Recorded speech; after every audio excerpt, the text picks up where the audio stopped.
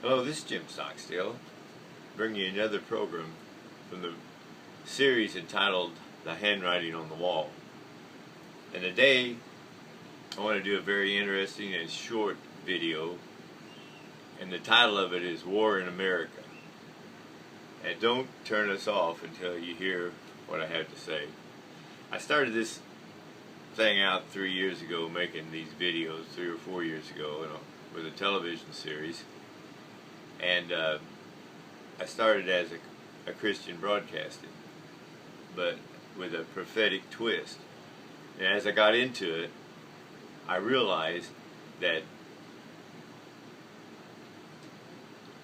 we were living history. I mean, it became so real to me, that history, accurate history, needed to be reported. Of course, based on Scripture. I mean, you had to have scriptural truth to base history reporting on. So I started doing that, and I started getting into the issues of the day. I started getting into issues, Benghazi and 9/11 and all these different things that were going on in the world, the bailout of the banks and everything. So here's what I want to do today. We're going to talk a little bit about the war in America, and I'm talking. I don't know who my audience is really, but Americans who have been in America for 50, 60 years, 70 years, they've got a different viewpoint than some that just come in just recently, Americans have a loyalty to America, and most of us have served in services, and we've taken an oath to our country. But there's been a war. And as I was 18 years old and in last year in high school, and John F. Kennedy was assassinated. And he was assassinated on the night of the high school play, in which I had a pretty significant role in that play. And we didn't have much of a turnout at all. But as I look back on history now, I see that there was a coup that happened on November 1963 when JFK was assassinated. And that started a war of our government against us. Many in the government against us. Of course, there were good people in the government who were for us, but there was a coup that time. And I always knew as a young man that Lyndon Johnson was bad to the bone.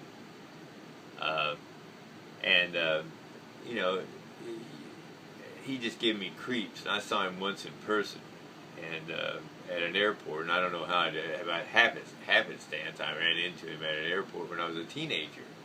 I don't know what we teenagers were doing at the airport that night, but we ran into him, and I always knew that this man was evil. So with the assassination of John F. Kennedy, it started the war on us, on the citizens. Now, there are many, many, many documents on what I'm saying, and you need to go to YouTube and search them out. Jim Morris did a number of articles on JFK assassination, and Ron Paul, his father, Ron Paul, and then there's Rand Paul. Ron Paul has done documentaries on JFK Jr. We've had a lot of assassination of top-notch people in America. But that's when the coup started. We had a coup then. And that was assault by the globalists. And they took our nation over on that day in 1963. During the last 54 years, we witnessed the elimination of prayer in our classrooms. We witnessed the removal of the Pledge of Allegiance in our classrooms, the emergence of a radical gay community. We watched the attack on marriage, and we watched the emergence and continual blood sacrifice to Satan on the sacrificial table called abortion.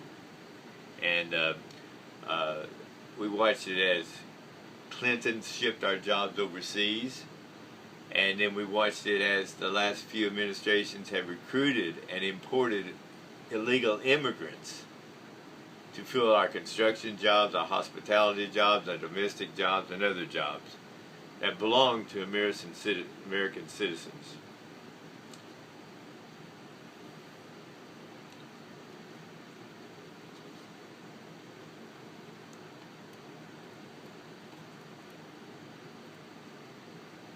Lyndon Baines Johnson, George Walker Bush Sr., George Bush Jr., Bill and Hillary Clinton, and the Obamas, they're globalists.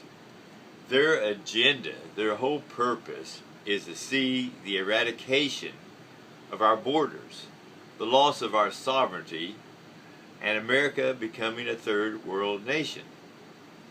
We were at war when Kennedy was assassinated. America was at war when Martin Luther King was assassinated. Many good documents on that. Go search it out. We were at war when John Kennedy Jr.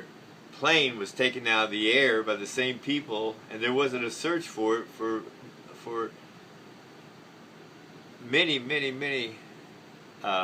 hours, a day before they even started searching for the plane. And we were at war when George Bush Jr. took down the World Trade buildings. Then he went into Iraq to finish up his daddy's work. We were at war then. Now, listen to me. Architects and engineers for the truth of 9/11. Architects and engineers for the truth of 9/11. They show conclusively, irrefutably, without any doubt whatsoever, that these buildings came down at free fall speed and came down without any resistance, that there was many explosions, that they were demolated. It was professional demolition. The vice president had called for a mock drill and had shut down all the air power that we had to retaliate. All our defense systems were shut down that day because the vice president called for a mock drill of planes being confiscated, being taken, being hijacked. The very same scenario. I want to tell you something about the globalists. The globalists think that we're absolutely stupid.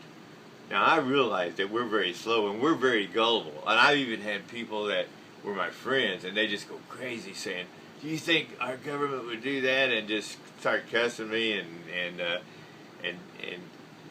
saying how crazy I was. And so I get a little bit of persecution, not a lot like Alex Jones and some of the other people who are really exposing this. They get horribly persecuted.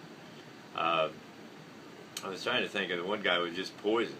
But these globalists take out a lot of people. They've taken out a lot of Hollywood stars. They've taken out, Prince, and they've taken out a bunch of Hollywood stars that reject their control over them.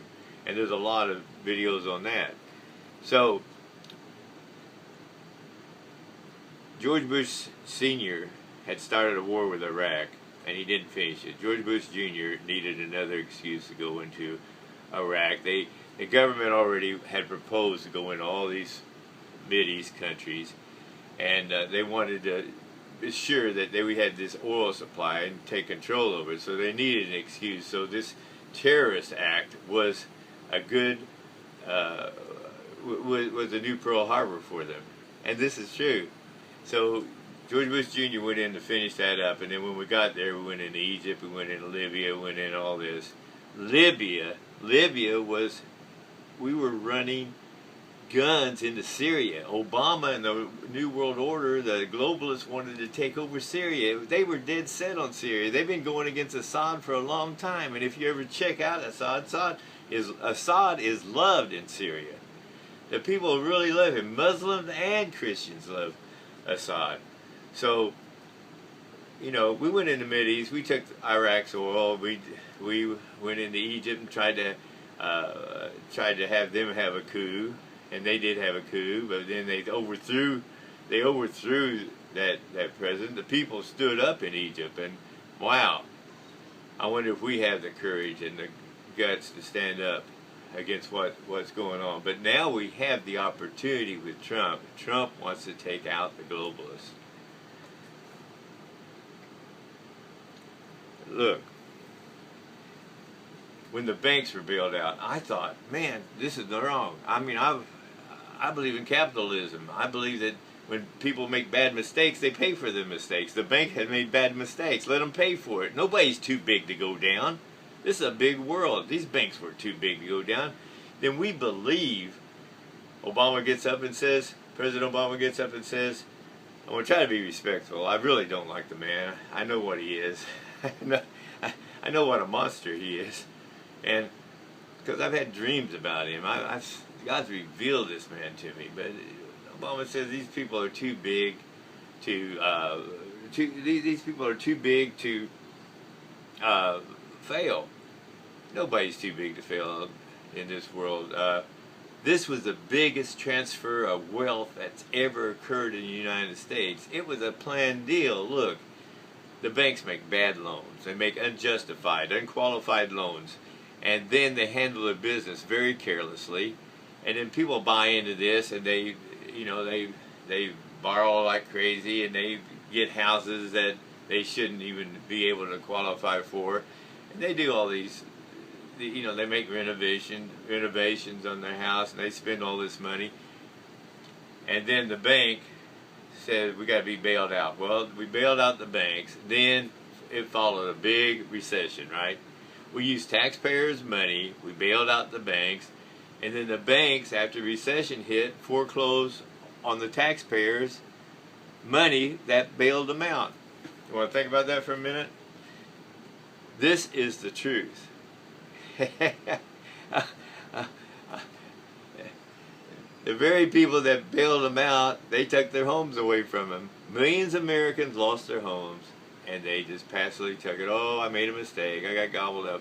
It's planned. Ever so many 8 years, there's a recycling, and they take our money. There's a boom, and there's a bubble, and then there's a burst, and most of the time we lose because we get caught up in this prosperity thing, and then the people lose. But they think we're just dumber than dirt, and we're pretty naive. We're dealing with people that don't have conscience, and don't have heart, and don't have faith. We have faith, and we have conscience, and we have hope. And we for the most part, we're optimistic people. So, we're foolish. Jesus said that. Said the children of the evil one are smarter than we are.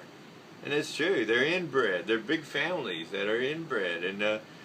And they control the technology. They control the bank. They control the media. And all this has been... And Trump is right. So President Trump is he's going to try to take down these globalists. And that's why all this crap is happening in the streets, and all the fighting in the streets, and all the war, and all the people marching and everything. When Obama bailed out the banks, we were at war. And when we lost our homes, we were at war. And in Benghazi, we deserted our people because Hillary Clinton and Obama and a bunch of them, CIA and all these, they were smuggling guns in to Syria. And they had quit smuggling the guns in.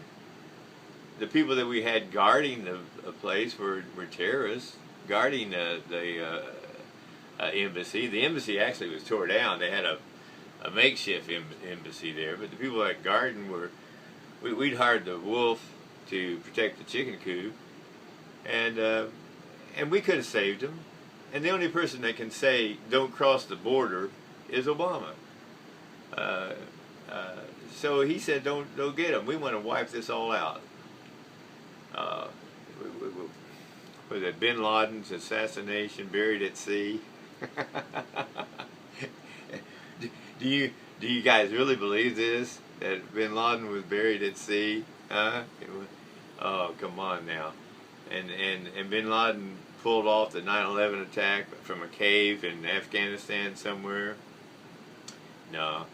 And then instead of going after Bin Laden, who was #1 wanted in the FBI, we went after Saddam Hussein. How'd that happen? Whoopi Goldberg did a funny thing on that. So, we were at war when our men in Benghazi were deserted. They were brutally murdered. We were at war when Obama brought in jihadists into our country. We were at war when he placed his nasty feet on Lincoln's coffee table. That made me mad. Desecrating our holy place. Our government, maybe not a holy place, but desecrating our place. And Obama tried to get same-sex marriage, and he worked it out with the gay community, and he sold guns to the Mexican gun cartels, and he eavesdropped on us. He let his government eavesdrops on us. He did more than 100 things which are treasonous, and now he's got a place by the White House where he's organizing groups to stand against Trump. So the man's very powerful. I mean, you know, if I'm not going to get in trouble just making this video, you know. What was that? The poor guy that made the video about Benghazi, he may still be in jail. We don't know what happened to him. He got blamed for something he didn't do, you know. They said it was a video gone viral. Anyhow, so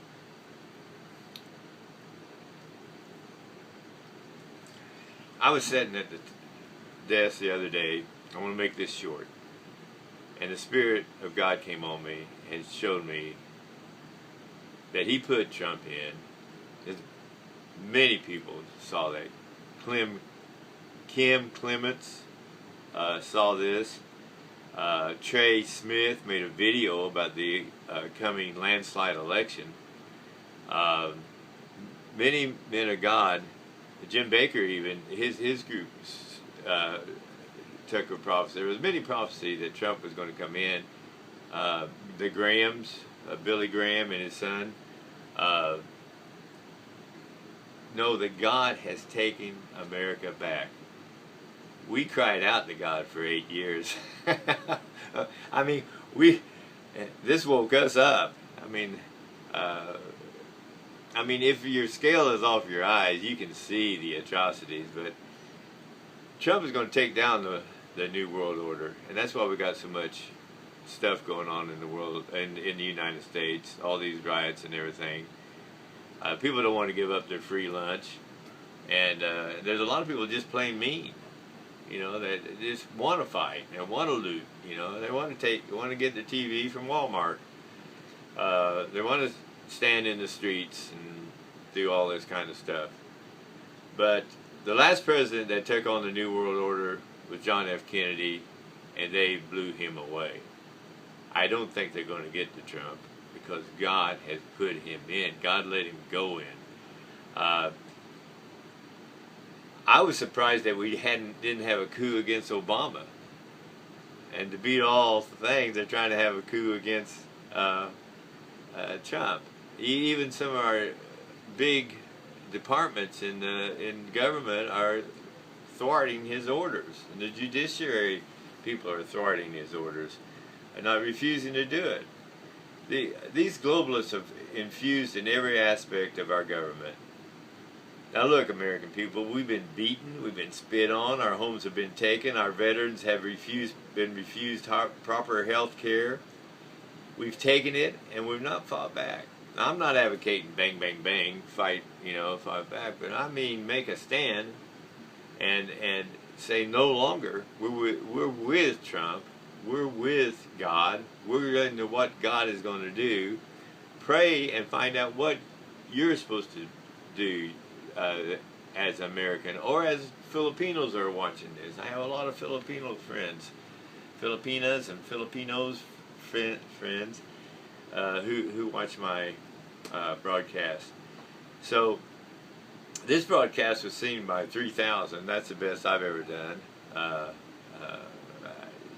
Not the broadcast, just the article that I wrote on this. It's true. This is time.